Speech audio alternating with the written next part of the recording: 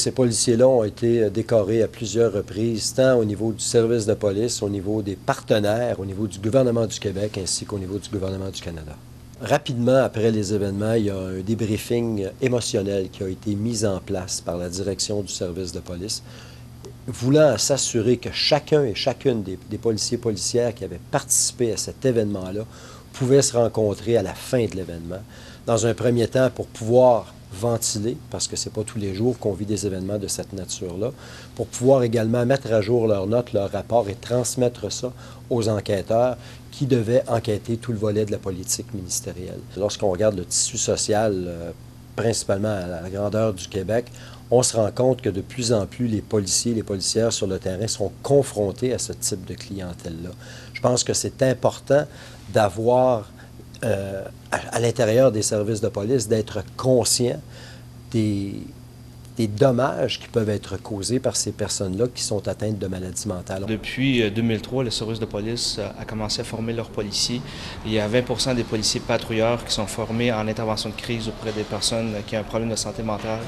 Il y a des procédures qui ont sorti pour uniformiser nos interventions. Les policiers ont été formés aussi au niveau de intervention verbale auprès des personnes en crise, comment calmer la situation sans nécessairement intervenir de façon physique. Partout au Québec et même au Canada, les policiers sont de plus en plus confrontés à gérer des cas visant des personnes atteintes de problématiques de santé mentale. On l'a vécu au cours des dernières années de plus en plus avec la désinstitutionnalisation de certaines personnes, mais on le voit aussi des problèmes d'ordre psychologique et des personnes qui sont en dépression nerveuse. Je m'occupe des dossiers de santé mentale, du sens intellectuel, tout ce qui touche l'état mental. On a fait une recherche dernièrement avec les chercheurs de l'Université McGill et l'hôpital Douglas, et on a été capable de détecter 38 000 appels par année au service de police. Et c'est vraiment le type de iceberg parce que la manière que la recherche a été faite, on n'était pas capable d'aller dans les détails. C'était les cas les plus évidents. C'était les cas où on a été capable de dire oui, effectivement, c'est une intervention de crise. Lorsqu'on est en mesure de détecter des personnes qui peuvent représenter des risques en matière de santé mentale, il faut, et ça c'est le rôle de tous et chacun, il faut venir supporter ces personnes-là, il faut offrir de l'aide à ces personnes-là pour éviter qu'elles représentent un danger pour eux-mêmes ou pour toute autre personne. Une de mes fonctions, c'était d'essayer de comprendre le type de personne, les caractéristiques d'une personne qui va rentrer dans une école pour faire ce genre d'acte-là. Et j'ai été appelé à travailler auprès des personnes, premièrement, qui étaient en crise, et deuxièmement, auprès de sensibiliser le personnel de l'école, sensibiliser les gens à comment détecter quelqu'un qui est potentiellement en danger et travailler aussi auprès des parents qui ont des enfants qui sont en détresse. Mon but, c'était de comprendre pourquoi est-ce que souvent les gens qui sont alentours, des personnes qui sont en détresse, je voulais savoir s'ils sont capables de détecter qu'il y avait quelque chose qui n'allait pas. Est-ce qu'il y avait des signes, est-ce qu'il y avait des actes apparents, est-ce que la famille le savait. Et mon contact avec Mme Gill, c'était pour savoir exactement c'était quoi l'atmosphère à la maison, c'était quoi qui sortait, c'était quoi, y avait-tu des signes en particulier. Et c'est suite à ça j'ai rentré en contact avec Mme Gill pour savoir exactement c'est quoi qu'elle savait comme détail. Je dirais qu'au niveau des ressources, c'est mal connu. Il y en a des ressources, sauf que souvent les parents, quand on a un enfant, notre enfant est malade, hein, on le voit comme quelqu'un qui est malade, on ne veut pas que la police intervienne parce que souvent l'image de la police, c'est d'intervenir auprès des personnes criminelles et quelqu'un qui est malade n'est pas criminel. Quand on est rendu majeur, au niveau de la confidentialité, c'est plus serré. Les familles ont plus de misère à avoir d'informations de médecins. Les médecins ne sont pas tenus d'informer les familles. Dans ces situations-là, souvent les familles, les amis sont laissés dans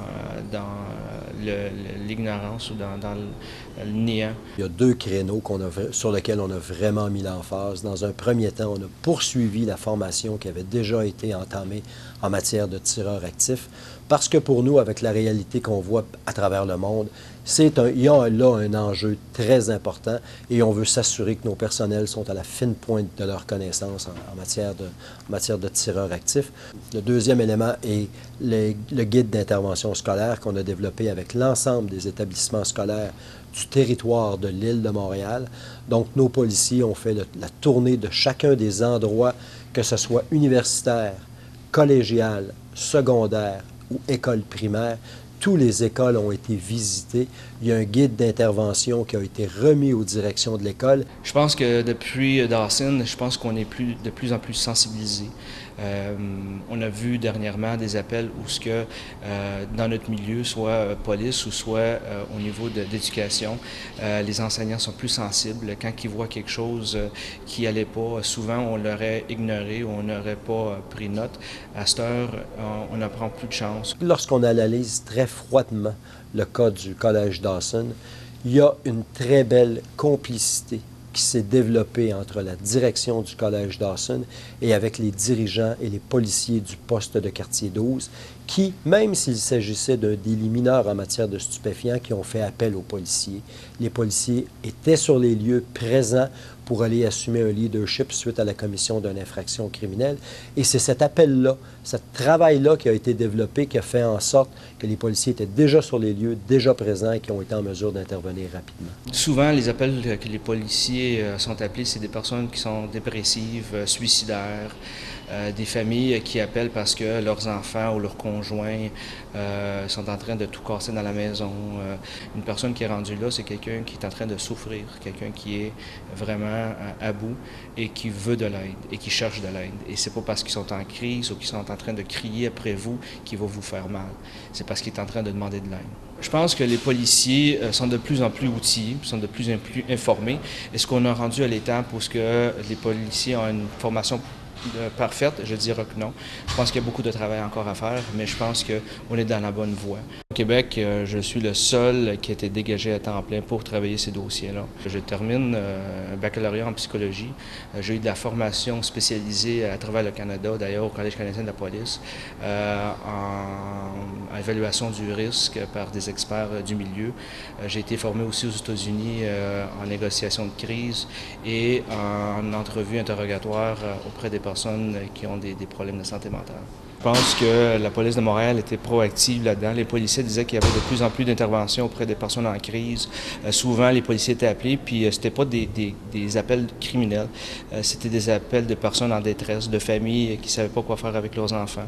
Et le service de police a décidé d'effectivement de dédier quelqu'un à temps plein pour travailler ce dossier. C'est sûr qu'une formation en santé mentale, ça dure des années et même il y a des gens qui font des doctorats au sujet.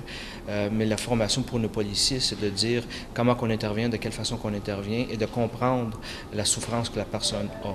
Et comme on n'est pas des experts dans le milieu, c'est à qui qu'on va le transférer, à qui qu'on va le référer à cette personne-là. Il faut poursuivre la formation pour que nos policiers, nos policières sur le terrain, qui sont les premiers intervenants, et on l'a très bien vu au Collège Dawson, qui sont ceux et celles qui vont faire la différence, aient le plus d'outils possibles à leur disposition pour effectuer leur travail adéquatement. 1 sur 2 personnes au courant de notre vie, on va avoir des situations, on va vivre des situations difficiles. Peu de gens veulent parler du sujet. Pourtant, les policiers sont appelés de plus en plus à intervenir auprès des personnes en crise. Et moi, ça m'intéressait comment on pouvait mieux intervenir, d'essayer de comprendre premièrement c'était quoi les problèmes et d'aider les policiers, de développer des outils pour les policiers pour qu'on puisse mieux intervenir, pour que les parents, les familles et les gens à l'extérieur puissent faire confiance à nos policiers et de dire quand on appelle la police, ils ne sont pas là juste pour intervenir de façon criminelle, mais de montrer notre côté humanitaire. Je pense que cette journée-là, la journée du 13 septembre 2006, lorsque les gens se sont présentés au Collège Dawson, qu'ils aient été policiers, ambulanciers, citoyens, chacun a joué un rôle important et c'est le rôle que chacun a joué qui a pu, dans certains cas, clairement faire la différence.